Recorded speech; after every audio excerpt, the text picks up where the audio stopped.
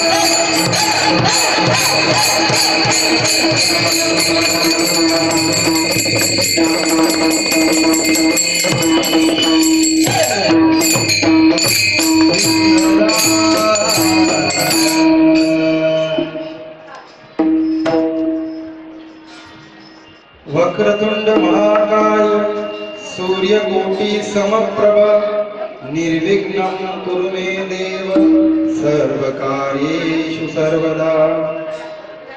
पांडुरंगा करू प्रथम नमन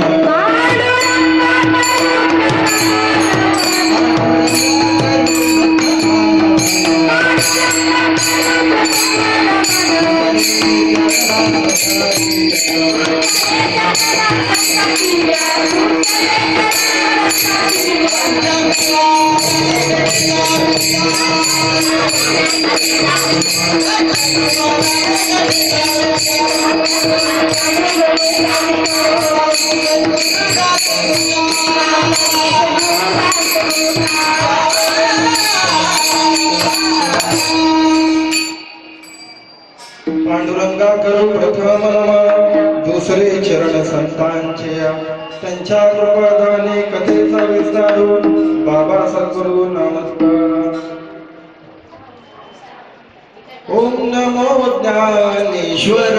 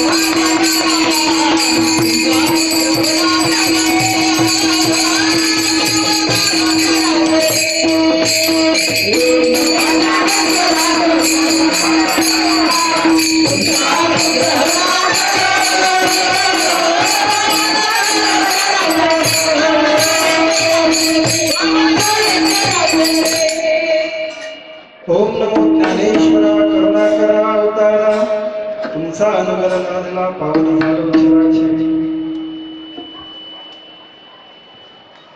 माझ्या पुढे खूप मोठा डोंगर होता आजच्या कीर्तन सेवा करता. कीर्तन सेवा कोणत्या अभागावरती निवडावी हा माझ्या पुढे खूप मोठा प्रश्न होता. परंतु ज्यावेळेस कीर्तन करण्याचं ठरवलं, डुडुळ महाराजांनी माझं नाव गाव पत्ता काही विचारलं नाही. डायरेक्ट म्हणले, महाराज तुम्ही आमच्या कीर्तनाचं काल्याचं कीर्तन करा. आता माझ्या पुढे प्रश्न होता, जगद्गुरु तुकाराम महाराजांच्या पावन भूमीमध्ये साक्षात त्यांच्या समोर कीर्तन करण्याचं आपल्याला भाग्य लाभलंय. कुठला कीर्तन करावं, कोणत्या अभंगावर करावं. मग लक्षात आलं आजचं जग सगळं विरोधाभास चालू आहे, विरोधी जग चालू आहे. मग तुकाराम महाराजांना ज्यांनी विरोध केला होता ना, त्यांचं कीर्तन म्हणलं आपण जर अभंग निवडला कीर्तन रूपी सेवेसाठी, मला असं वाटतं खूप चांगलं होईल. आणि म्हणून मी मागचा फक्त विचार न करता अभंग निवडला रामेश्वर भट्टांचा. तुकाराम तुकाराम नाम घेता कापेयम, धन्य तुकोबा समर्थ जेने केला हा पुरुषार्थ. जळी दगडा सहित वया, जळी दगडा सहित वया, तारिलेल्या जैसा लाया, धन्य तुकोबा समर्थ जेने केला हा पुरुषार्थ.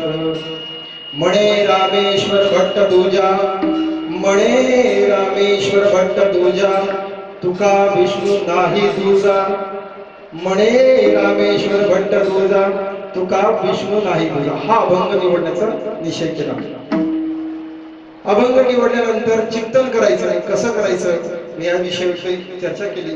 आता मला सांगा, आपण अनेक कीर्तन ऐकले, तुम्ही माझ्यापेक्षा वयाने अनुभवाने सगळ्यात मोठे आहात, ज्येष्ठ श्रेष्ठ आणि विद्वान आहात. मी त्याच्या पुढे काय हो. आणि म्हणून म्हणलं आपण काही असो, तुकाराम महाराजांची सेवा करायची आपल्याला, आणि जी संधी दिली तुकाराम महाराजांची सेवा करायची ती आपण सार्थक करू हे मात्र नक्की आहे. अभंग निवडल्यानंतर 3 चरणाचा अभंग आहे. आपल्याला या अभंग 3 चरणाचा सोडायचा, आपल्याला 3 नियम पाळायचे. आतापर्यंत तुम्ही ऐकलं असेल, अनेक कीर्तन ऐकले असेल, पण नियम कुठल्या कीर्तनात लावलेला नाही. पण आपल्या कीर्तनामध्ये नियम आपण लावलेला. नियम काय माहिती का? 3 चरणाचा 3 नियम आहे, आणि ते तुम्हाला कोणतं पाळावं लागेल. सर्वात पहिला नियम जो आहे, अभंगाच्या पहिल्या चरणात जाण्यापूर्वी आपल्याला पहिला नियम जो आहे तो आपल्याला पाळायचा आहे. आपण जे बसलेले आहात ना, एकदम पाठीचा कणा ताट ठेवून बसा. काही ना ऐकायला, काही ना ऐकायला नाही आलं असं वाटतं. पाठीचा कणा ताट ठेवून बसा. त्याने 2 फायदे होते. काय? पहिला फायदा जो होता, म्हातारपण आलं ना, तरुणांना विशेषतः लक्ष द्या. म्हातारपण आलं ना, म्हातारपण तुम्ही असं जर बसलात ना, तर तुम्हाला लवकर काठी पडावं. आता ती पकडता येणार नाही. आपण कुठेही कीर्तन श्रवण करत असताना किंवा कुठलंही अध्यात्म श्रवण करत असताना आपल्याला काय करावं लागतं? ताट बसावं लागतं. आणि त्याने दुसरा फायदा असा होतो, ताट बसल्यानंतर आपल्या जी षष्ट चक्र असतात, तुम्हाला माहिती आहे का नाही माहिती नाही, अध्यात्म ज्यामध्ये आहे त्यांना माहिती, आपल्या शरीरामध्ये षष्ट चक्र असतात. आज्ञा षष्ट असे सगळे मूलाग्रामध्ये 6 चक्र असतात. तर ताट बसल्यानंतर ते 6 चक्र जागृत होतात. काय होतात? ते 6 चक्र जागृत होतात. आणि ते चक्र जागृत झाले तर मी जे बोलेल ना, ते तुमच्या डायरेक्ट कानामधनं हृदयामध्ये जातं. आणि जर चक्र जर ऍक्टिव्ह नसतील, तुम्ही ताट बसले नसाल, ते चक्र झोपल्यासारखं करतात. आणि मग काय होतं? मी जे बोलतो ना, इकडून ऐकतो, इकडून सोडून देतो. तर आजचा कीर्तन जर तुम्हाला ऐकायचं, पहिला नियम तुम्हाला पाळायला लागेल. दुसरा नियम असा आहे, कीर्तनाला बसल्यानंतर दुसरा नियम खूप महत्वाचा आहे. ज्याच्यावर तुमचं अतुनात प्रेम आहे, ज्याच्याशिवाय तुम्हाला करमत नाही, महिन्याला तुम्ही ज्याचा खर्च करता, असा तुमचा परम मित्र, परम स्नेही मोबाईल. हा मोबाईल जो आणला, कीर्तनाला बसल्यानंतर खरं तर मोबाईल आणायलाच नाही पाहिजे, पण आणला असेल तर स्विच ऑफ करा. आणि लई जर महत्वाचं काम असेल तर सायलेंट करा, जेणेकरून शेजारचा मित्र येणार किंवा पाहुणा आहे किंवा जे काय असेल त्यांना डिस्टर्ब होणार. कारण ते कीर्तन आहे, काय तुमचा मोबाईल आहे, त्यामुळे ते टोमकीने वाजलं की तुम्ही त्याच्या बाजूला बघणार काय आलं बाबा काय, त्याच्यामुळे तो मोबाईल शक्यतो स्विच ऑफ करा, सायलेंट करा. तिसरा नियम सगळ्यात महत्वाचा जो नियम आहे, आता सगळे माता मागे तुम्ही सगळे शरीराने आलात की नाही शरीराने, मग तसं मन आहे ना घराकड सुनाकड काय करत असेल सून घर लावलंय का दागिना व्यवस्थित जपून ठेवलाय, तर ते मन भटकत आहे ना त्याला जरा धरून आणा आणि इथं ठेवा. मनाला तुम्ही अजिबात घेऊन सोडू नका. आणि तिसरं जे आहे ना आपला आत्मा आहे ना, मन जर असेल तर आत्मा त्याच्याशी म्हणजे तुम्ही शरीराने आला, आत्म्याने आला आणि मनाने पण या ठिकाणी यायचे. हे 3 नियम सगळ्यांनी पाळावे. आता हे 3 नियम सगळेजण पाळताय असं मी गृहीत धरू का? हात वर करून सांगा मला, गृहीत धरू का? हात वर करा. हा आवाज येत नाही. हा नक्की ना 3 नियम पाळणार ना? आता मग 3 नियम तुम्ही पाळले तर मी जे बोलेल ते तुमच्या कानामध्ये जाईल, बरोबर की नाही? बरं आता तुम्ही हे सगळं जे म्हणले तसे आराखडा मला चेक करायचे. आपलं कीर्तन सगळं प्रॅक्टिकली असतं, ऐकायचं सोडून द्यायचं नाही आपल्याला, तसं कीर्तन नाही आपल्याला. तुम्ही कीर्तन अनेक ऐकले असतात, आपलं कीर्तन हे डिजिटल कीर्तन आहे. आता काही साधनांच्या सुविधाच्या अभावी तुम्हाला ते प्रत्यक्ष दाखवता येणार नाही. मी डिजिटल कीर्तनकार आहे, अत्याधुनिक विद्वांचा कीर्तनकार आहे, त्यामुळे हे साधन मी नंतर सांगेन तुम्हाला. आता तुम्ही मनाने शरीराने सगळ्या गोष्टींचे आहात हे मला चेक करायचं आहे. प्रॅक्टिकली कसं चेक करणार बघा. माऊली सगळ्यांचं लक्ष आहे असं मी मुली धरतो. मी जे बोलल ते तुम्ही सगळ्यांनी बोलायचं. लक्ष आहे सगळ्यांचं, सगळे बघतायत कंडक्शन महाराज काय सांगते काय करत आहे. पण आत मनाने शरीराने आत्म्याने तुम्ही आहात, तुम्ही निश्चय स्माईल देताय, त्यामुळं असं वाटतं की आहात. चला तयार सगळे, मी जे म्हणाल तसं तुम्ही म्हणायचं. मग आपण अभंगाच्या पहिल्या चरणात जाऊ. नक्की तयार सगळे? गणपती बाप्पा रामकृष्ण. मी काय म्हणलं तुम्हाला माऊली, म्हणजे अजूनही कुणाचं तरी मन आहे ना असं भटकते कुठंतरी, असं बाहेर आहे त्याला धरून आला आणि धरून आला या ठिकाणी बसवा. माऊली खरं सांगतो तुम्हाला, कीर्तनच नुसतं श्रवण नाही करायचं, कीर्तन श्रवण करून आचरणात आणायचं. जसं म्हणलं जातं ना, सत्य बोलण्याने सत्य नसतं, सत्याच्या मार्गावर गेल्यावर सत्य खरं आपण आचरणात आणतो. सत्याच्या मार्गाला जायचं, बोलून ऐकून सत्य नसतं कळत, आचरण करावं लागतं. ते आचरण आपण करतोय का नाही हे बघायचं होतं. तर आता परत एकदा आपण बघूया, गणपती बाप्पा. अजूनही तुम्ही आपल्याला सवय झाली ना, काय करणार म्हणजे समोर जे काही वक्ता बोलतोय ना.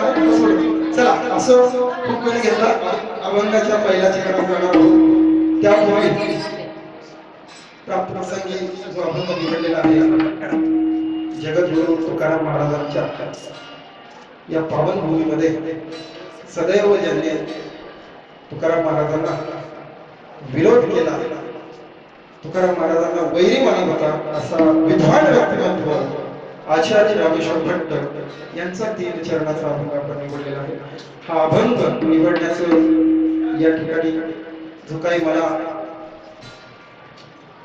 सर्वांनी श्रवण करण्याचा आणि इथे येऊन बसण्याचा आणि माझ्या नियमाचं पालन करण्याचा जो काही मी पालन करण्यासाठी सांगितलं त्याचा तुम्ही अनुग्रह करता, त्याबद्दल मी मनापासून धन्यवाद. खऱ्या अर्थानं आपल्या कीर्तनामध्ये आजचे कीर्तन सेवा वैकुंठवासी हरिभक्त परायण गणपती महाराज शिरसाट यांनी या सेवेला सुरुवात केली आणि मला वाटतं 24वं वर्ष, हे 24वं वर्ष. डोडू महाराजांना मी ज्यावेळेस विचारलं त्यावेळेस डोडू महाराज मला म्हणाले की 24 वर्ष झाले आम्ही सातत्याने सेवा करतोय आणि बाई त्याला खूप साथ देतात. तर बाईच्या साथीने आणि त्यांच्या साथीने चालू आहे. आता आम्ही थकलो म्हटलं, आता पुढे होईल का नाही सेवा माहित नाही. मी त्यांना एकच सांगितलं, म्हणलं सेवा होईल का नाही, डोडू महाराज आहेत ना, सेवा होईल का नाही होईल नंतरची गोष्ट, पण तुम्ही तरुणांच्या हातात द्या आहे. कारण आता अध्यात्म ना वारकरी संप्रदाय तरुणांच्या हातात द्या म्हणलं, ते बरोबर त्या नौका कडलं नाही. तुम्ही थकले नाही, खरं तर तुम्ही आता सुरुवात करून दिली तरुणांना इथून आणण्याची. तर त्यांना शब्द दिला आणि कीर्तन रूपी सेवा या ठिकाणी करण्याचं मला परम भाग्य मिळलं. असे आयोजक डोडू महाराज, तसेच श्रीमती केशवबाई गणपत शिरसाट आणि त्याचप्रमाणे हरिभक्त परायण नामदेव महाराज शिरसाट. आणि आज खऱ्या अर्थानं मला माहित नव्हतं ही जागा कशी काय, गायन कोण असतील, वादक कोण असतील हे माहित नव्हतं. परंतु या कीर्तनाला मृदुंगाच्या गजरामध्ये तुम्हाला मंत्रमुग्ध करण्यासाठी मृदुंगाचार्य हरिभक्त दिगंबर महाराज काष्टे या ठिकाणी ही सेवा देण्यासाठी आलेले आहेत. खरं तर मी त्यांचं मनापासून आभार मानतो की ते योगाचार्य, त्यांची गुरुकुल संस्था आहे आणि त्यातूनही मला ते वेळ देत या ठिकाणी आले, त्यांचा आभार मानतो. त्याचप्रमाणे सुमधुर आवाजाने, मला एवढं गायला येत नाही, सुमधुर आवाजाने महाराष्ट्राचे सुप्रसिद्ध गायक पुरुषोत्तम महाराज जाधव आपल्या बरोबर आहेत, त्यांचे मी प्रथम मनापासून आभार का म्हणतो माहिती का? कारण यांनी इथे सेवा करण्याचा निश्चय केलेला आहे, म्हणून त्यांचे मी आभार मानतो.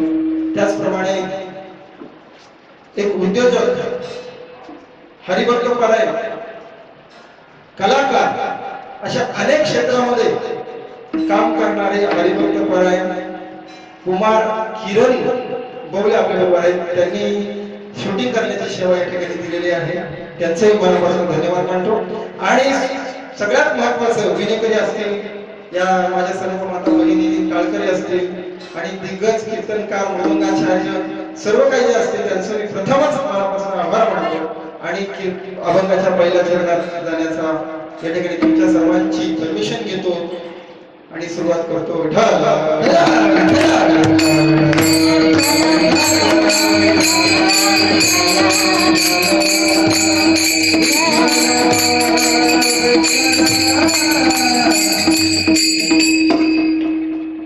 तुकाराम तुकाराम नाम घेता कापेयम, धन्य तुकोबा समर्थ, जेने केला हा पुरुषार्थ.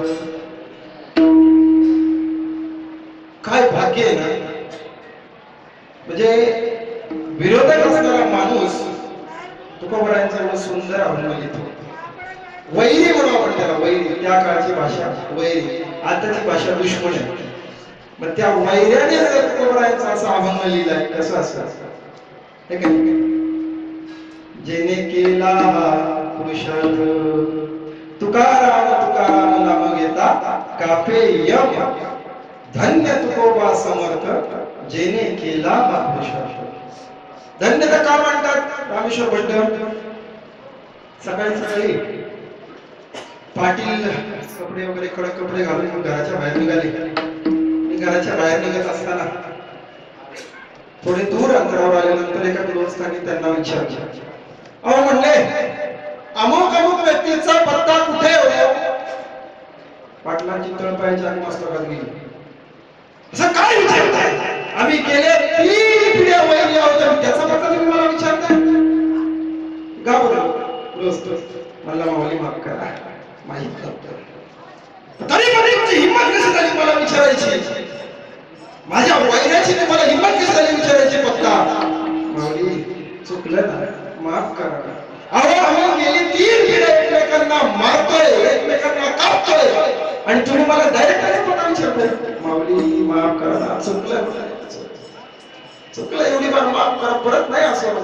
बरं असो, काय काम काढलं म्हणजे त्यांच्याकडे? माऊली चुकलं ना, कशाला परत शिव्या घालताय? चुकलं म्हणलं माझं. नाही पण तरी काय काम काढलं? आता या गृहस्थाला एवढं दमदाटी दिल्यानंतर सांगावं लागलं, आमची मुलगी ना इंजिनियर आहे, बघू त्यांचा मुलगा इंजिनियर आहे, काय जुळते का बघू, असं आहे का सांगायचं ना. 3 पिढ्या म्हणले माऊली कळलं आम्हाला, चुकलं आमचं. अहो मी काय बोलतो नीट ऐका. म्हणजे काय? म्हणजे नीट ऐका. अख्ख्या तालुक्यामध्ये म्हणले त्याच्यासारखा माणूस नाहीये, तसा तो माणूस आहे, बिनधास्त लग्न करावे.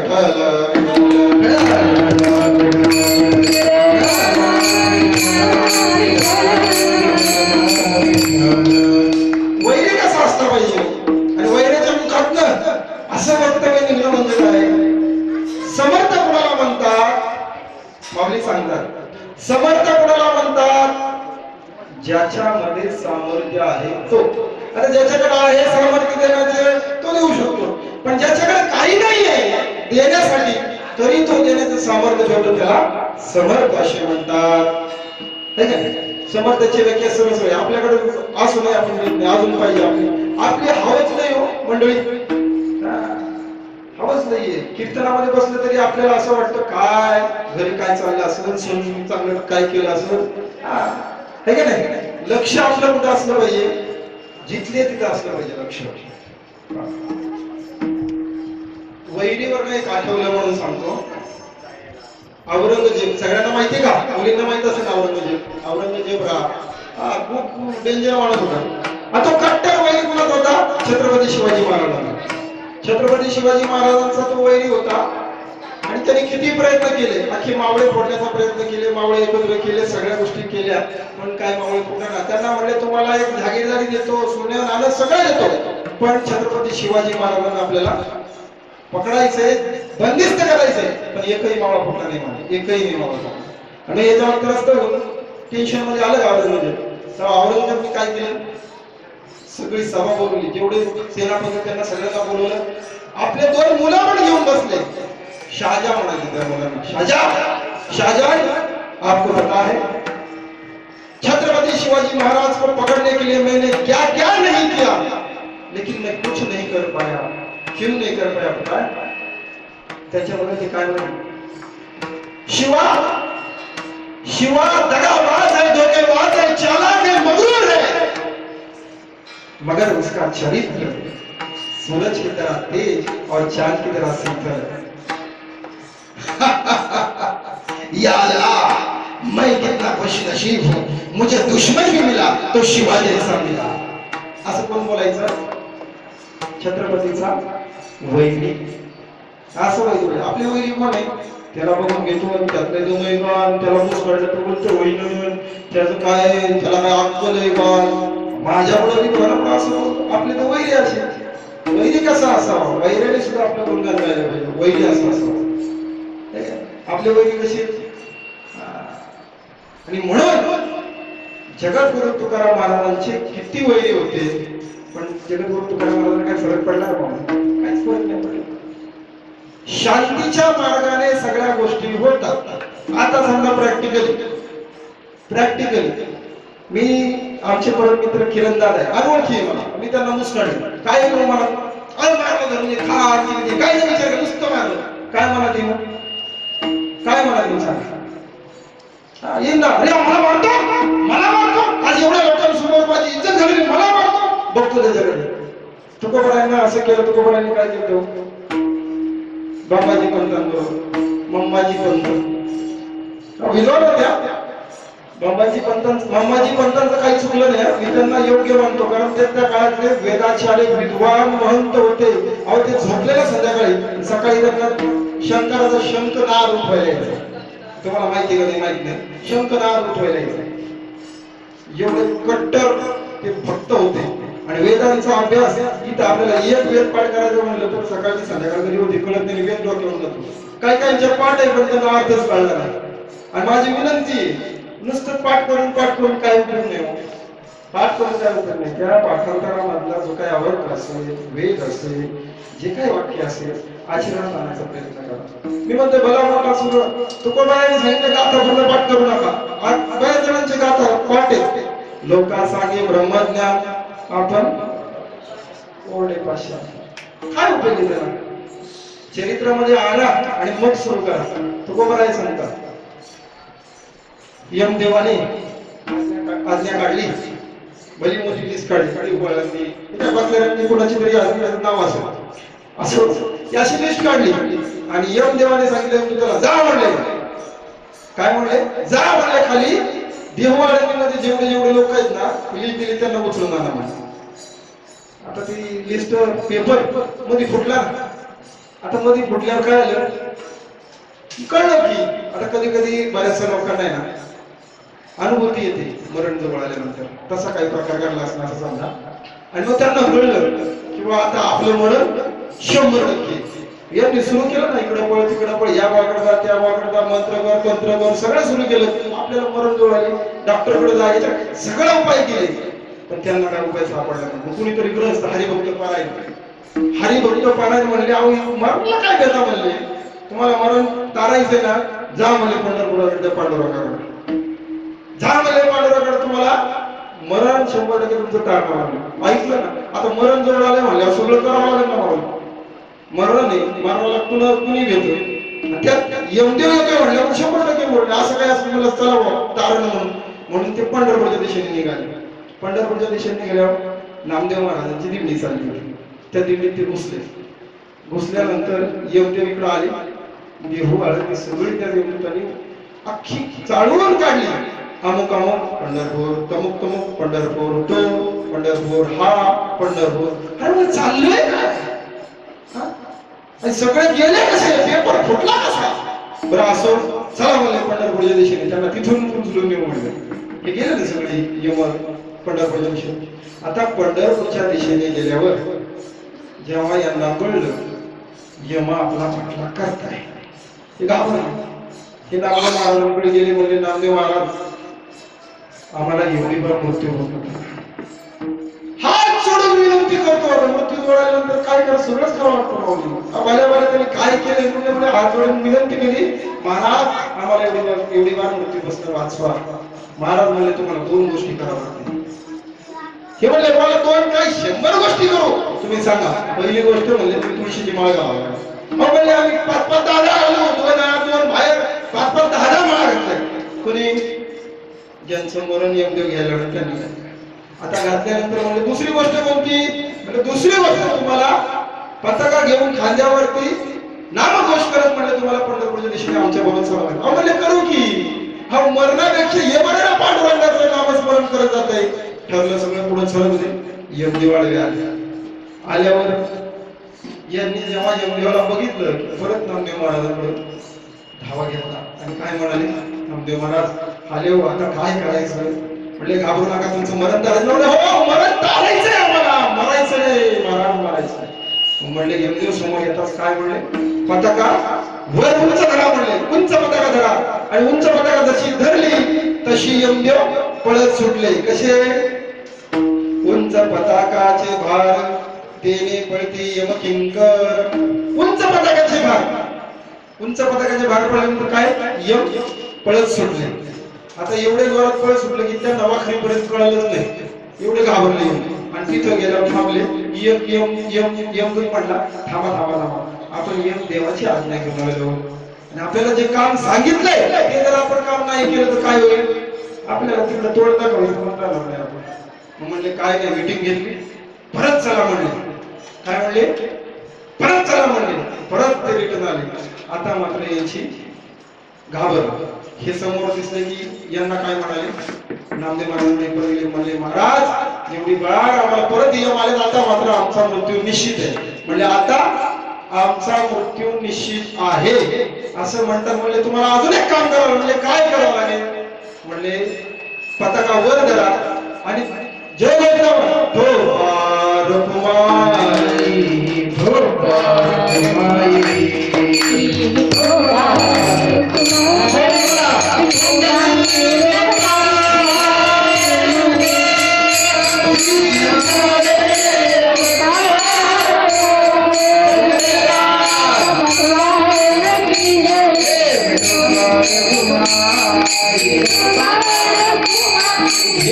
ऐकल्यानंतर यमदेव कसे पाहिजे बरं का, धड धड धड धड धड धड धड धड बरं माझ्या धड धड धड धड धड धड धड धड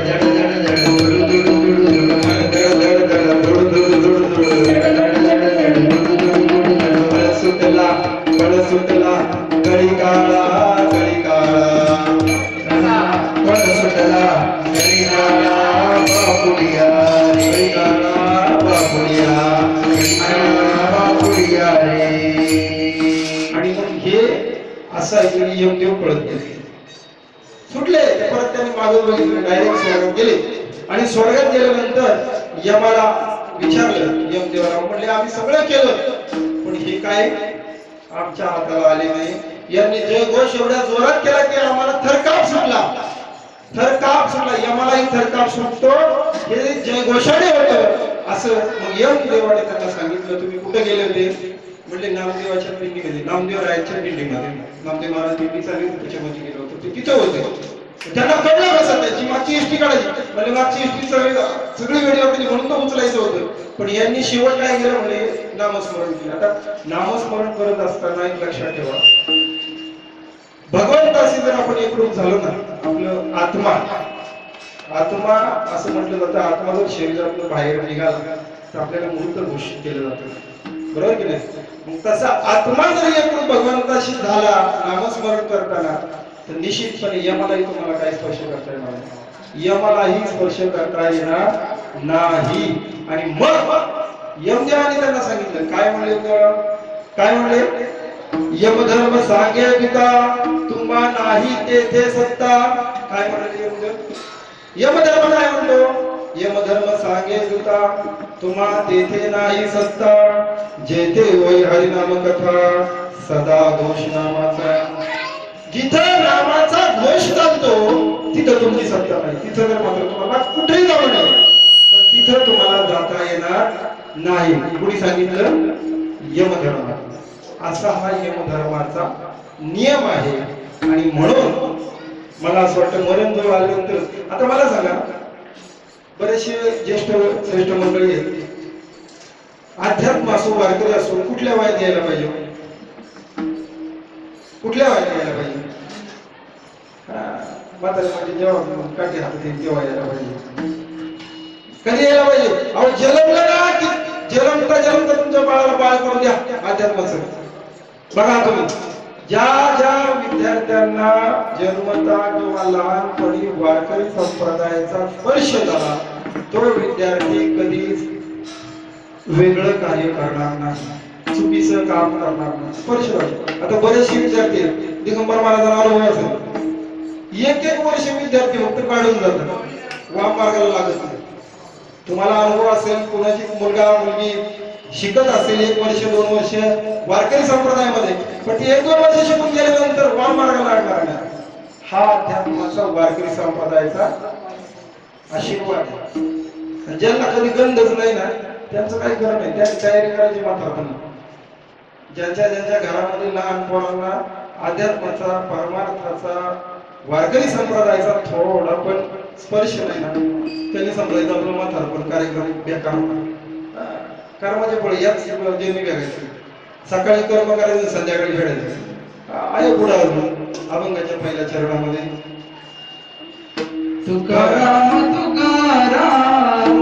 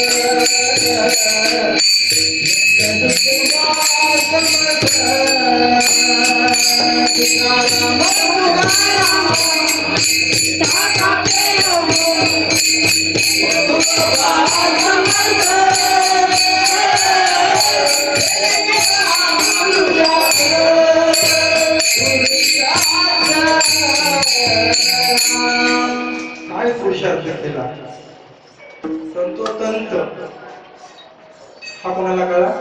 रामेश्वर भट्टांना कळला. विद्वान होते विद्वान. अभंगाच्या दुसऱ्या चरणामध्ये काय म्हणाले रामेश्वर भट्ट? जळी दगडा सहित वह्या, जळी दगडा सहित वह्या, तारियेला जैसा लाह्या, धन्य तुकोबा समर्थ जेने केला हा पुरुषार्थ. हा तुकोबरायांचा ज्या अभंग होते ते अभंग आपल्या नजदीक इंद्रायणी नदी आहे. त्या इंद्रायणी नदीच्या डोहामध्ये होते. आता इंद्रायणी नदीच्या डोहामध्ये इंद्रायणी नदी कोण आहे? इंद्रायणी नदी कोण आहे? आता तुम्ही दररोज आंघोळ करता, दररोज तिला नमस्कार करता. इंद्रायणी नदी कोण आहे? अहो, इंद्रायणी नदी सारखं पवित्र तीर्थ कुठंच नाही जगामध्ये. इंद्रायणी नदी सारखी ज्याला आपण माता म्हणतो, इंद्रायणी माता सारखी माता कुठंच नाही. अगदी गंगा पण नाही. याचं कारण तुम्हाला सांगतो. उगम ते संगम इंद्रायणी जर बघितलं ना माऊली, तुम्ही ऐकले का नाही माहित नाही. उगम ते संगम हा इतिहास घडवणारा इंद्रायणीचा अख्खा उगम ते संगम भक्ती शक्तीचा संगम म्हटलं जातं. आता ते कसं? इंद्रायणी उगम होते कुरकुंडी या गावात. छोटस गाव कुरकुंडी. तिथे तुम्ही गेलात का नाही माहित नाही, एकदा जाऊन या. तिथं इंद्रदेवाने तपश्चर्या केली. जेव्हा तपश्चर्या केली तेव्हा कमंडल आहे ना, मी सांगतोय का, ज्या इंद्रायणीमध्ये तुकोबारांचे अभंग बुडवले कर्मठ लोकांनी, ती इंद्रायणी माता. तिचं महत्व काय आहे तुम्हाला कळणं गरजेचं. ती उगम कुठं उगवते? कुरकुंडे या गावात. तिथं इंद्रदेव तपश्चर्याला बसतो आणि तपश्चर्याला बसताना त्यांची तपश्चर्या कोणतरी भंग केली आणि मग त्यांनी जे कमंडल होतं ते कमंडलला हात लागला आणि कमंडलू सांडलं. तर त्या इंद्रायणीच्या कमंडलाच्या पाण्याचे दोन भाग. एक इंद्रायणीकडे म्हणजे आपल्या या इंद्रायणीकडे बाजूने जी नदी वाहते ती इंद्रायणी म्हणून नदी वाहते, आणि दुसरी एक नदी आहे तिचं नाव आहे त्या बाजूला वाहते, तिचं नाव आहे सत्यभामा. आता ती इंद्रायणी लुप्त पाडली, ती पर्वताच्या त्या अंगामध्ये होती. पण ह्या बाजूला जी इंद्रायणी नदी आली ती उगम इंद्रदेवाच्या कमंडलूमधून झाली. तशीच पुढे वाहत आली. बघा, पुढे वाहत आल्यानंतर तीर्थक्षेत्र देहूला तिने स्पर्श केला. तिचा जगद्गुरु तुकाराम महाराजांनी शिळेवरी बसून नामस्मरण हजारो दिवस केले. आणि ज्याच इंद्रायणीच्या पिढी साक्षात तुमच्या समोर आहे पांडुरंग स्वयंभू आहे. पांडुरंग रुक्मिणी ही मूर्ती स्वयंभू आहे आणि ती इंद्रायणीच्या काठी. म्हणजे पहिलं जे आहे ते जगद्गुरु तुकाराम महाराजांचं नामस्मरण किती गेल्या वर्ष इंद्रायणीने ऐकलं आणि नवे पूर्ण ऐकलेलं लिहिलेलं स्वतःमध्ये ठेवून घेतलं. आपण अभंगात पुढे बघणार आहे की इंद्रायणीने ते अभंग एवढे दिवस ठेवून का घेतले आणि ती तशी पुढे गेली. आणि याच इंद्रायणी काठीमध्ये छत्रपती शिवाजी महाराज देखील आले इथेच तुम्ही बघायला भेटला. म्हणजे भक्ती आणि शक्तीचा मिलाप याच इंद्रायणीने पाहिलं. ही पुढे गेली आणि पुढे गेल्यानंतर विश्वशांतीचे स्वरूप श्री संत ज्ञानेश्वर महाराजांची समाधी ज्या ठिकाणी आहे त्या समाधीचं पण तंतोतंत सगळं दृश्य या इंद्रायणी मातेने पाहिलं. बरं, त्याच्या अगोदरचं पण खूप मोठा त्याचा आख्यायिका आहे. सिद्धाचा सिद्धेश्वर महादेव आपल्या याच इंद्रायणी काठी. हे बघा पवित्र. मला मी चॅलेंज करून सांगतो तुम्हाला, एवढं तीर्थक्षेत्र पवित्र आणि एवढं अलंकापुरी म्हणायचे. अलंकापुरी हे धाम आहे आपलं, शक्तीपीठ आहे, धाम आहे. हे धाम ज्या इंद्रायणी घडली ती इंद्रायणी माता तशीच पुढे खळखळ वाहत गेली आणि कुठे गेली? तुळापूरला. धर्माचं संरक्षण करणारे धर्मवीर संभाजी महाराजांचं दृश्य या इंद्रायणी माताने पाहिलं.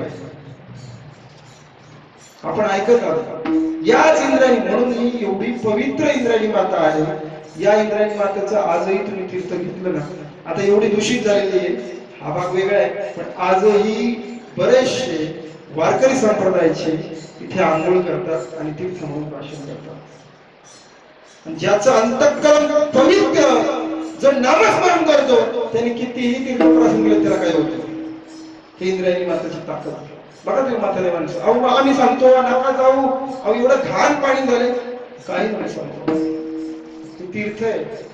ज्या इंद्रायणी मातेने एवढं सगळं पाहिलंय ती तीर्थ आहे, ती साक्षात दर्शन देते म्हणून ती इंद्रायणी माता. सांगायचे तात्पर्य, ज्या इंद्रायणी मातेमध्ये तुकोबरायांचे अभंग बुडवले या कर्मठ लोकांनी, ती इंद्रायणी माता कळणं गरजेचं होतं.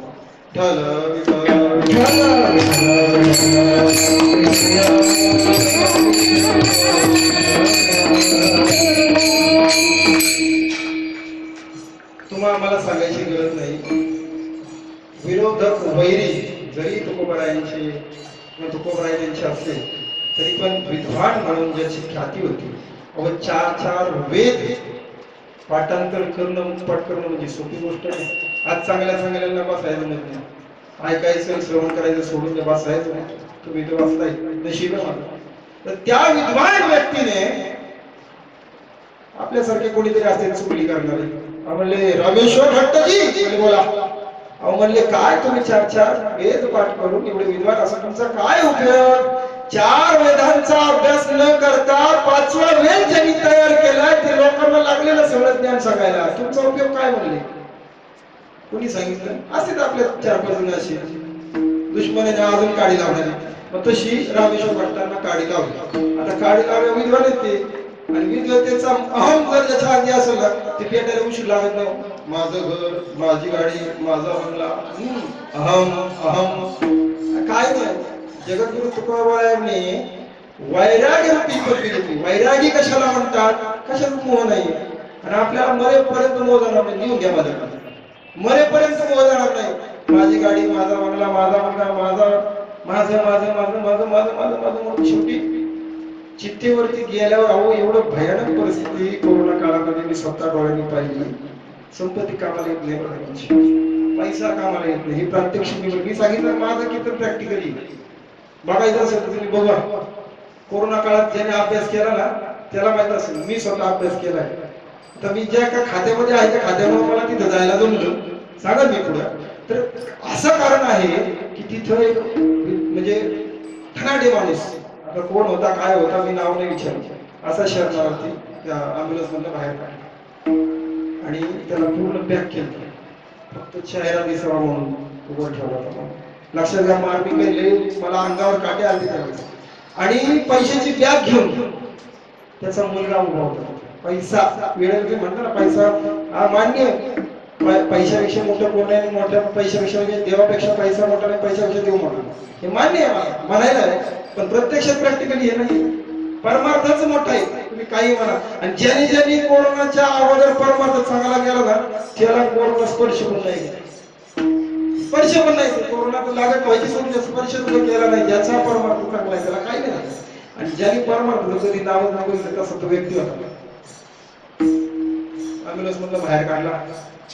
पोरगा, त्याची बायको साईडला उभं होते, पैशाची बॅग घेऊन. आणि मी आपला बाजूला उभा होतो. का तर आमचे कोण नातेवाईक येत होते, ते देहांत झाले कोरोनामध्ये म्हणून बघायला गेले. त्यांनी पैशाचा बंडल काढला आणि ॲम्ब्युलन्सवाल्याच्या हातात दिला. आणि ॲम्ब्युलन्सवाला मला काय म्हणला माहिती, माऊली ही सेवा आहे म्हणले, ही काही देऊ नका म्हणले, पैसा तुमच्याकडे तुमच्या ठेवा. फक्त म्हणले ज्यावेळेस मी घेऊन जाईल. आणि आता नवीन सिस्टम निघली बघा, भट्टीमध्ये टाकून क्षणामध्ये हो त्या शरीराचा राग रागवली क्षणामध्ये. आणि म्हणले हे घ्या पैसे, म्हणले पैसे नको, फक्त एक काम करा म्हणले, उद्या सकाळी येताना म्हणले राग गोळा करायला मडकं दिलं, बाकी काय नाही म्हणले. तुमचा पैसा काय करायचा, कारण तो सेवेसाठी बसला होता. आणि मी छाती ठोकपणे सांगतो, तो जशी सेवा करत होता ना त्याच्या अख्ख्या कुटुंबाला कोरोना काही स्पर्श करू शकत नाही, अशी सेवा मी बघितली. आणि पैसा, मुलगा स्वतःच्या पोटचा गोळा समोर उभा आहे पण हिंमत झाली नाही त्याला स्पर्श करून करून मिठी घालायची. का? पैसा कामाचा नाही, परमार्थ कामाचा. आणि हा परमार्थ उतार वयात करून उपयोग नाही हो. बरेचसे माझे ज्येष्ठ श्रेष्ठ असतील ते परमार्थ उतार वयातच करायचा प्रयत्न, परमार्थ उतार वयात करूनच नाही, सुरुवातीपासून करा. आणि मग आमच्या सारख्या वयात आल्यानंतर परमार्थाचा खरा आनंद नाचता येणार. आणि मग असं उपयोग आहे का? अहो आनंद कसा घ्यायचा? नामस्मरणाचा, गाऊन नाचून आनंद घ्यायचा. आपल्या मनात खूप आनंद घ्यायची, तसा आनंद घ्यायचा. असो इंद्रायणी मातामध्ये एवढं सामर्थ्य आहे की त्यांनी येतो तंत अख्खा इतिहास बघितलेला आहे. भक्तिशक्तीचा संघ म्हणून आहे. आणि या इंद्रायणी काठेवर जेव्हा रामेश्वर भट्टाला अहम जागा झाला, म्हणला हा विद्वान आहे ना, अरे आमच्यासारखे विद्वान, त्याला काय अधिकार आहे? धर्मपीठाचा अधिकार फक्त आम्हालाच आहे. धर्मपीठ सांगते त्याला अधिकार नाही. आणि धर्मपीठाचा जर उल्लंघन कोण करत असेल तर त्याला शिक्षा भेटली पाहिजे. काढलं एवढं तुकाराम आंबिले नावाने दिलं पाठवा. तुम्ही धर्मपीठाचं उल्लंघन केलंय, तुम्हाला धर्मसभेमध्ये यावं लागेल. पाटलांनी बोलवणं पाठवलं तुकाराम महाराज. आणि येताना तुमचे अभंग घेऊन या म्हणलं. काय म्हणले? जे तुम्ही तयार केलेले ना, ज्याच्यावर तुम्ही सगळं सांगता ना, आम्हाला बघायचंय काय म्हणले, आम्हाला बघायचं. आणलं ना ते समज, आणलं धर्मपीठासमोर मांडलं. पाटील सगळे मान्यवर विद्वान, विद्वत्तेचं ज्यांनी जसं काही ठेका घेतलेला असे विद्वान होते, ते एकत्र आले. आणि एकत्र आल्यानंतर तुकोबाराने विचारलं, तुम्ही धर्मपीठाचा अवमान केलेला आहे आणि अवमान केल्यामुळे तुम्हाला दंड देण्यात येत आहे. आता दंड देण्यात येते. तुकाराम माझं काय, हे माझं नाहीये, ह्या परमात्म्याचं हे स्वरूप आहे. काय? परमात्म्याचं स्वरूप आहे. सुंदर ते ध्यान उभे विठेवरी कर कटावरी ते ध्यान उभे विठेवरी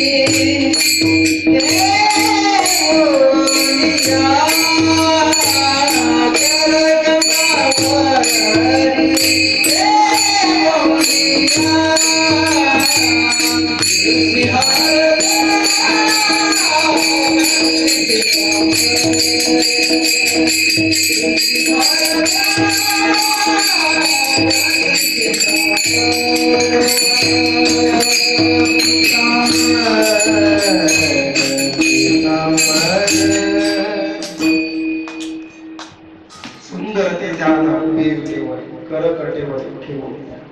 बघितलं होतं विठ्ठलाला. कसं बघितलं आपण? मनामध्ये नुसतं विठ्ठल आवडलं की ते विठ्ठलाची अशी मूर्ती डोळ्यासमोर येते. बरेचसे लोक नुसते काय गडबड झालं बाबा दर्शन आले, पांडुरंगाचं दर्शन केलं, अरे पण काय मागितलं, काय ठेवलं, नुसतं दर्शन केलं. आता मी तो उभा राहून जर म्हणलं नाही का त्याला पांडुरंगाचं दर्शन केलं, तुला काय दिसलं, त्याला सांगतो नाही सांगायचं. कारण भाव जो होता ना, तो भावच मला दर्शन करताना नसतो आपल्याला. काय सुंदर तुम्हाला दिसत, सुंदर ते ध्यान उभे विठेवर कर कटावरी ठेवून. ही मूर्ती तुम्हाला बघायची असेल ना, तो भाव निर्माण करून दर्शन. नुसतं जायचं गर्दीमध्ये तासन तास उभं राहायचं आणि मग गेल्यानंतर हा तहान गेला, भूक गेली, हरले सगळं जरा म्हणतो ना आपण, मस्त वाटलं. वाटून काय उपयोग, आचरणामध्ये काय, तेवढं बोलतो तेवढं झालं दर्शन, निघाले आपल्या आपल्या कामाला. कर्माला लय म्हणतो आपल्याकडे. कोणचं कर्म? नित्य नियमाचं कर्म. सकाळी उठायचं, बांधायचं, जायचं, काम करायचं, संध्याकाळी घरी यायचं, खायचं,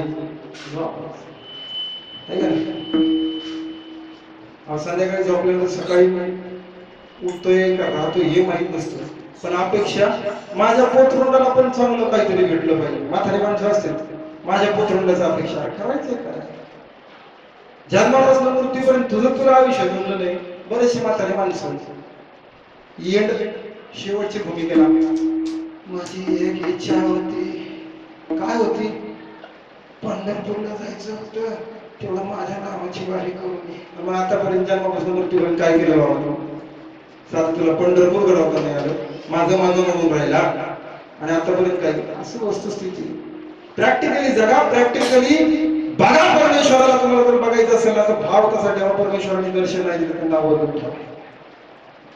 मग सोडून जायचं. माझं म्हणून जर गेला तर परमेश्वर केला. तसं रामेश्वर भट्टाने मम जागृत झाले आणि दंड दिला. काय दिला? म्हणले यांच्या जे अभंग आहे ते बुडवा म्हणले पहिली नदी. आता आजूबाजूवाले ज्ञानी असतील, आवडते तसेच बुडायला काय होईल म्हणले, परत वर येतील, परत जाऊन घेऊन ये. मग काय करा? शिळा बांधा म्हणले, दगड बांधा, दगड फोडले आणि मग जावं म्हणले खाली टाकून द्या. ऐकलं, बांधले ना दगड. आणि ते तसे तुकोबारायांच्या ज्यावेळेस अभंग असे घेतले तुकोबारायांनी असे कवटाळले होते. तो क्षण खूप विलक्षण होता. जसं एखाद्या मातेचं लेकरू तिच्या कुशीतनं ओढलं जातं तसं ते अभंग तुकोबारायांचे ओढले गेले. तुकोबारायांना ती अनुभूती आली. लेकरू आपल्यापासून दूर होते अशी अनुभूती. आणि विठ्ठलाला साकडं घातलं. अरे विठ्ठला हे माझं नाहीये, माझं जर असतं तर म्हणलं असतं जाऊ दे मी परत देईन. पण हे तुझं रूप आहे, तुझं स्वरूप आहे, तुझं सगळं विश्लेषण आहे, हे मी बोलून देणार नाही. हट्टे धरला. इकडे रामेश्वर भट्टाने काही सतीदार घेतले आणि ते डोहामध्ये बुडून टाकले.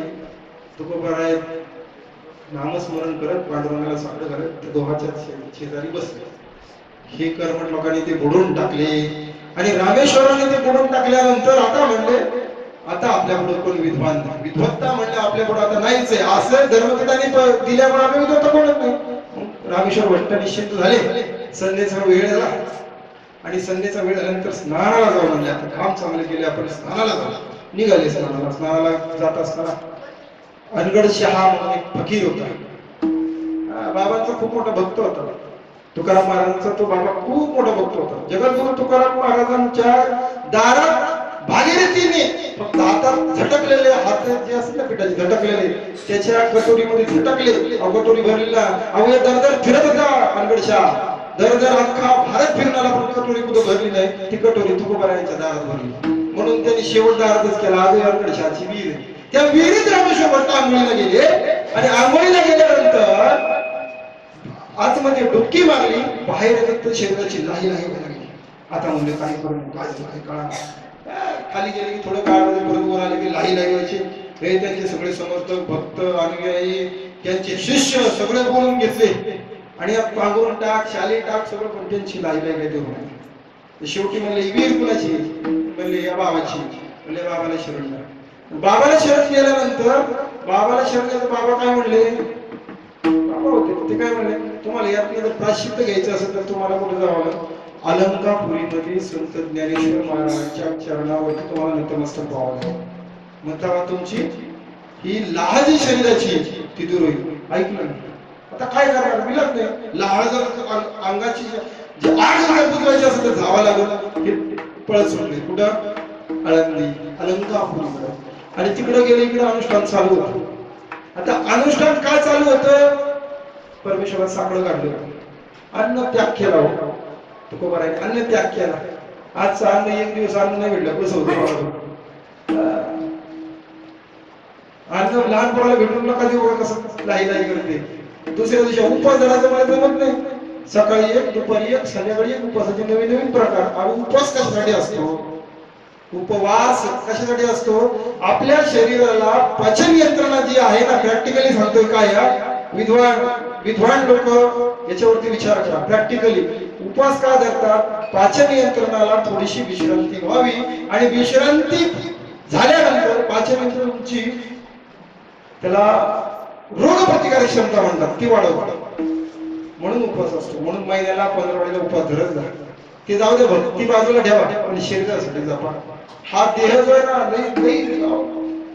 84 योनीचा अनुभव आहे. म्हणजे 83 लक्ष 99,99,999 जीव घेतल्यानंतर हा जन्म येईल.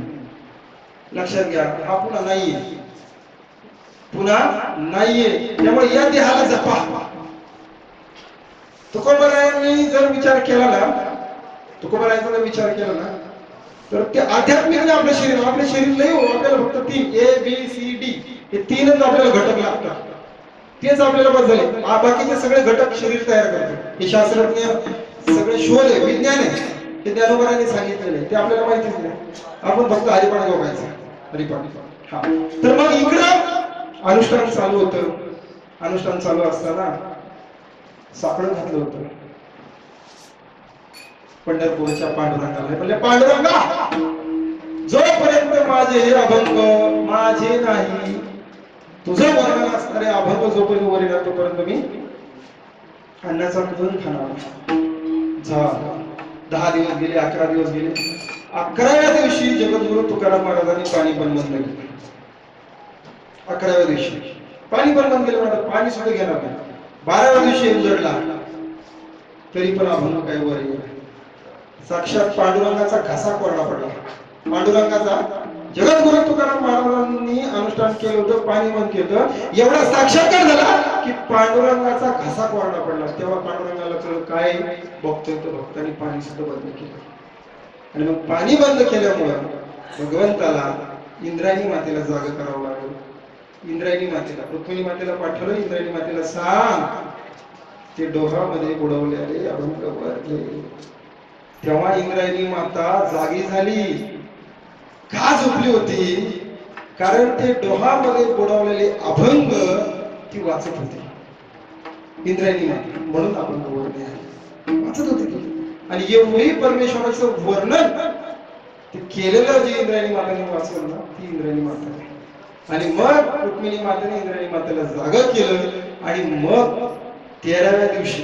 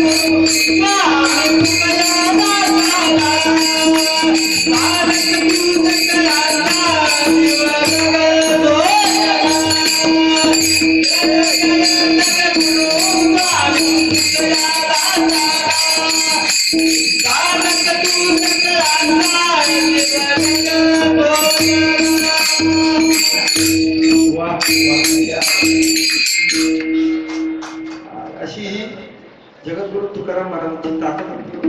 म्हणून नियम करायचा, तुकाराम तुकाराम नाम घेता कापे, म्हणून नियम कापायचं. एवढं सामर्थ्य होतं. आपला घसा कोरडा पडत, आपण पोराला म्हणतो ना पाणी आण, ती पोरग म्हणते पळ हाताने घेऊन ये, शेवटी आपल्याला घ्यावं लागतं. तुकोबारायांचा घसा कोरडा पडला, साक्षात परमेश्वराला घसा कोरडा पडल्याची अनुभूती आली. आणि इंद्रायणी मातेला जागा केलं, रुक्मिणी मातेला सांगितलं. असं सामर्थ्य, असा पुरुषार्थ जगद्गुरु तुकाराम महाराज. आपला पुरुषार्थ काय तुम्हाला सांगायची गरज नाही. आपला भाग्य नाही. आपल्या कीर्तनामध्ये प्रॅक्टिकल असतं, चुटकुले काहीच नसतं. प्रॅक्टिकल आयुष्य जगायचं. आता प्रॅक्टिकल आयुष्य जगू आपण. जगद्गुरु तुकाराम महाराजांनी ते अभंग तारले गेले, पण इकडं रामेश्वर भट्टांची लाह काय कमी व्हायची. साक्षात संत ज्ञानेश्वर महाराजांनी बघा, संत ज्ञानेश्वर महाराज किती विद्वान होते. ते गेले, नंतर लोकांना कळलं. गेल्याशिवाय कळलं नाही. किती कधी तुम्ही विद्वान असू द्या, जोपर्यंत जीवन आहे तोपर्यंत तुमची विद्वत्ता काय कामायची. तुम्ही गेल्यावर चांगला होता जरा डांबरस, पण चांगला होता, पण मग जिवंतपणी काय डांबरस होता, गेल्यानंतर कळतं.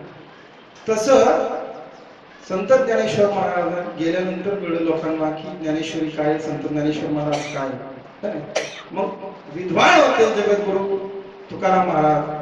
विद्वत्ता त्यांची जास्त असावी या हेतूने संत ज्ञानेश्वर महाराजांनी त्यांना दृष्टांत दिला, स्वप्नामध्ये जाऊन. काय म्हणाले? अरे तुला जिथं तू जे काय कार्य केलंस तेच तुझं तारण करते. ज्यांचं तू कार्य केलंस ना तेच तुझे तारण करतात. त्यांच्या चरणावरती जा, तुला माफी मिळेल. या लाभापासून या आगेपासून तुला मुक्तता मिळेल. निघाले. आता तो भाव असो, मी म्हटलं तुम्हाला श्रीमंत तुम्ही आहात की नाही, तुम्ही कुणी रिस्क घ्यायला तयार नाही, तरी देखील आज तुम्हाला मी सांगतो श्रीमंत कशी आहात. ऐकायला आवडेल? जरा हो म्हणा की जरा. 4-5 जणांना नाही आवडत, दुसऱ्यांना काही नको वाटतं काय. मला वाटतं वर जायची घाई झाली का तुम्हाला? यमदेवाकडे दिसतंय नाव सेटिंग लावून तीच मग टाकून. श्रीमंत आहात का नाही बघायला ऐकायला आवडेल का? यांना गरज नाही वाटते. की भक्तिमय वातावरणामध्ये एवढे गेलेत ना. असो, परमेश्वराने, ईश्वराने, अल्लाने, गॉडने आपण पडलेली नावं म्हणतोय ना, हे आपणच पडले. देवाने नाही पडले. कुणी पडले? आपणच पडले. आता तुम्हाला ज्या श्रीमंत व्हायचे, मग तुम्हाला काय केलं पाहिजे? काय केलं पाहिजे? देवाला ओळखलं पाहिजे की नाही? मग आता देवाला ओळखलं पाहिजे, मग देवाचं काम काय हो? सांगा देवाचं काम काय? भक्ती करणं म्हणजे भक्ताला प्रसन्न होऊन भक्तीच्या या शुभाशीर्वाद देणं, लक्ष ठेवणं, सांभाळणं, पृथ्वी सांभाळणं वगैरे वगैरे वगैरे जे जे तुमच्या मनामध्ये येते ना ते देवाचे काम आहे का नाही? खरं आहे का नाही? मी म्हणतो यातलं एकही काम देवाचं नाही. याचं प्रात्यक्षिक पाहायचं असेल तुम्हाला तर रामाचा जन्म बघा. आता तुम्हाला थोडक्यात शॉर्टकट सांगतो, आपल्याकडे वेळ कमी आहे. राम जन्म ज्यावेळेस घेतला तर रामाला काय म्हणाले? सत्यवादी, एक तत्व, एक पत्नी, एक वचनी राम म्हणतो ना. जन्म घेतल्याने राजाच्या पोटी जन्म घेतला आणि जे विधीचा खेळ जो असतो ना तो जर बघायचा असेल तर संध्याकाळी ठरवलं राजाने उद्या सकाळी श्रीरामाचा राज्याभिषेक करायचा. ठरवलं का नाही? ठरवलं ना. आणि सकाळी उठल्यानंतर काय आलं नशिबाला? वनवास. प्रॅक्टिकली आहे. तो मला पण आहे. संध्याकाळी झोपल्यावर सकाळी उठतोय का नाही गॅरंटी नाही. त्यामुळे टेन्शन घ्यायचं नाही. भगवंताचं नामस्मरण करायचं. येईल त्या समस्याला, येईल त्या अडचणीला, येईल त्या तिथीला सामोरे जाण्याचं सामर्थ्य ठेवायचं. प्रॅक्टिकली वागायला शिका. परमार्थ नुसतं वाचून म्हणून ऐकून होत नाही. प्रॅक्टिकली वागून त्याच्या आचरणामध्ये आणण्याचा प्रयत्न करा. छाती ठोकपणे सांगतो तुम्हाला, परमार्थ तारल्यासारखं वाटत. हे प्रॅक्टिकली. भगवंताचं काम काय? रामाचा जन्म, एकही शस्त्र घेतलं नाही. विधीने त्यांना वनवास भोगायला लावला.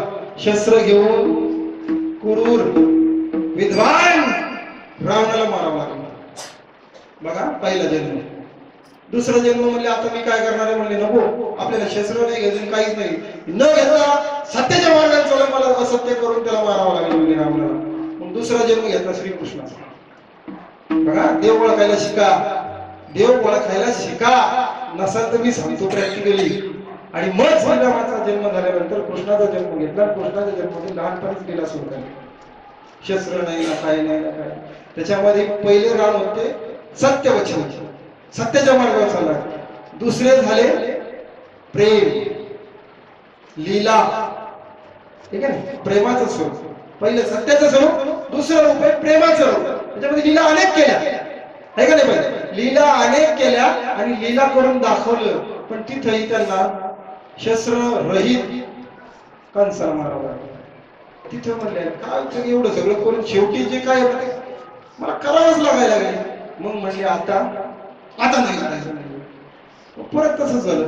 कौरव पांडवाच्या युद्धामध्ये म्हणले आता मी प्रेमही देणार नाही, सत्यही बोलणार नाही, काही सांगणारच नाही.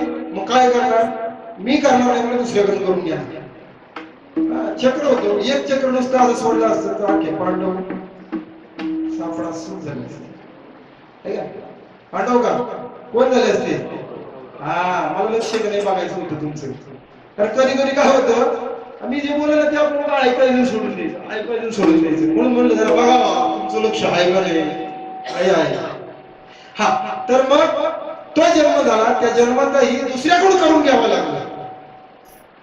तरी परमेश्वराला ते जमलं. परमेश्वर म्हणजे आता काय करतो? कलियुग आहे, आता काहीच करणार नाही. पंढरपुरामध्ये जाईल, काहीच करणार नाही.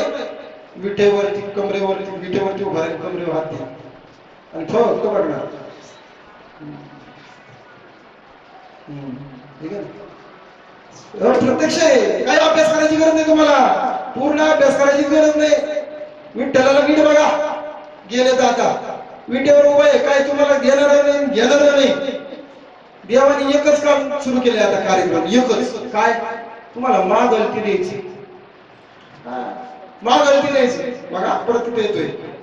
आता कळलं तुम्हाला देव काय, देवाचं काम काय. काहीच काम नाही. तुम्हाला जे गलती द्यायचं त्यात असतो नाही. फक्त देवाचं काम काय मावले त्यात असतो, बाकी काय काम नाही. आपलं कीर्तन प्रॅक्टिकली असं मी पहिलं सांगतो, आताही सांगतो. फक्त काय म्हणायचं? तथास्तु. तुम्ही काही म्हणावं देवाला, तुम्हाला तथास्तु म्हणाल. ही देवाची आता काम आहे. आता मला सांगा, परत मुळे छाडी होईल. मी तुम्हाला म्हणलं तुम्ही श्रीमंत आहात का गरीब? आणि तुम्ही चुकून मनामध्ये तनामध्ये डोक्यामध्ये ठेवून मी गरीब आहे, मला जमतंय काय कीर्तन करायचं, मला कसं जमणार. मी जर म्हणलं देवाने चुकून जर म्हणलं तर असतो काय होईल, काय होईल. हा मनामध्ये आले ना मुखामध्ये कुठे येते. त्यामुळे स्वतःला गरीब मानू नका. आता तुम्ही श्रीमंत कसे आहात, ज्या ईश्वराने अल्लाने गॉडने तुम्हाला देहाला सगळे स्पेअर पार्ट दिले, याची किंमत जर तुम्हाला घ्यायची असेल ना, किडनी विकायला काढा, मी घेतो. 2 लाख रुपयाला कोण किडनी देतं का? हात वर करा ना. अहो 1 2 10 15 20 1 कोटी रुपये देतो, मला किडनी द्या. नाही देऊ शकणार, हिम्मत नाही तुमची, हिम्मत का? कारण त्या ईश्वराने अल्लाने गॉडने त्या परमपित्या परमात्माने तुम्हाला निशुल्क जन्माला घातले, तरी पण तुम्हाला त्याची किंमत नाही. काही कसं स्पेअर पार्टाची एकेका स्पेअर पार्टाची अब्ज रुपये किंमत आहे, आणि त्यात हिंमत नाही देण्याची. याचं कारण आहे. म्हणून तुम्ही श्रीमंत आहात. स्वतःला माना आणि देवाकडे म्हणतात असतो घ्या. इतर कारणाला नको, तिचं वाटोळ हो, हिचं हे हो, तिचं ते हो, त्याच्यासाठी कशाला म्हणतात असतो घ्या, स्वतःसाठी घ्या ना. आणि आजचं कीर्तन खरं त्याच्यासाठी. जगद्गुरु तुकाराम महाराजांची बीज आहे, आणि या बीजानिमित्त आज तुमच्या डोक्यात जो काही अंधकार होता ना, अज्ञानाचा अंधकार, मीपणाचा अंधकार, माझा जो अंधकार होता ना, आज जगद्गुरु तुकाराम महाराजांच्या चरणी या ठिकाणी तो अंधकार प्रकाशमय करा, आणि प्रकाशमय करून आज इथून घेऊन जा. आणि म्हणून तुम्ही श्रीमंत आहेत माऊली. मी माझ्या कार्यक्रमामध्ये प्रत्येकाला सांगत असतो, गरीब माणूस नका. आणि तुम्हाला काय नाही जमत, काय नाही जमत, अभंग हरिपदामध्ये संतांची संगती मनमार्गगती आकळावा श्रीपती येणे बनते. म्हणलं याच्यात काहीतरी जमत. मी तुमच्यासारखं वाचमध्ये कधी यायचो, बाहेर करायचो, कीर्तनाला बसणे डोक्यात होतं माझ्या. भाव हा नव्हताच, परमार्थ वाचला गेलो. भाव आल्यानंतर परमार्थ आपले भाव नव्हता. म्हणलं बघावं तरी काय या वाक्यामध्ये. मग मी एका माणसाला म्हणलं, माऊली मला कीर्तन जमन का? जमन म्हणले, पण आला का पण घासावं लागती. 4 वर्ष म्हणलं तुम्हाला कीर्तनात घासावं लागलं. म्हणलं हे आपलं काम नाही.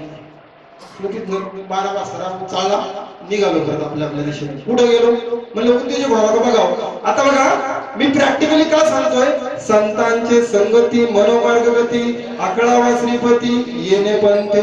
मग संतांच्या संगतीने जर मनाला तुमच्या जेवढी गती आहे तेवढी तुमची प्रगती होऊ शकते. तर म्हणजे मग आपण उद्योजकांच्या संगतीला का नाही जावा. मी उद्योजकांच्या संगतीला गेलो, आणि उद्योजकांच्या संगतीला गेल्यानंतर उद्योग झालं, उद्योजक झालं. आज माझ्याकडे 100-125 पोरं कामाला आहेत. मला इथं समाधान नाही भेटलं. समाधान आणि शांती सुख कुठं असतं हे शोधायचं म्हणलं, इथं नाही भेटलं मला. पैसा आला, संपत्ती आली, मान सन्मान आला, पण समाधान आणि शांती कुठे? शोधत म्हणलं चला आपण जरा सेवा करूया लोकांची. काय सेवा करूया म्हणलं, आपण राजकारणामध्ये जाऊया. 2011-12 आम आदमी पार्टीचं